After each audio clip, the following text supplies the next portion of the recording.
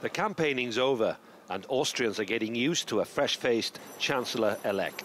The world's youngest foreign minister in 2013 is about to set a new record by possibly becoming the world's youngest leader. In Vienna's Brunnenmarkt, small business owners are waiting to see how the country's economy will react to a new government.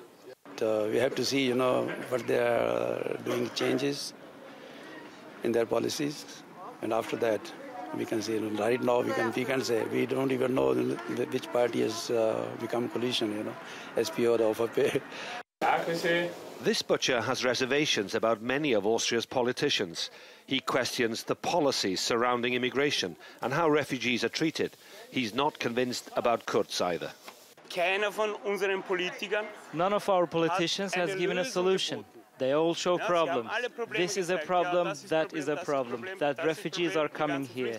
But we are not solving these issues. This parliamentary election was called a year early, after Kurz decided to ditch his Conservative Party's coalition partners. The trend by voters is taking Austria further towards right-wing policies, which has already had an impact on some immigrants and some in the Muslim community. If the Freedom Party and the People's Party come together in a coalition government, I would not be surprised if it wouldn't last very long. I don't buy into that Herr Kurz automatically would turn anti-Europe, would become the heralder of total stops on immigration, would become someone who is no longer for innovation and entrepreneurship. Across the country, Austrians are getting used to a politician who's been dubbed a whiz kid, even a messiah, Europe's youngest leader in waiting. The day after a general election, the newspapers, quite obviously, are focusing on Sebastian Kurz.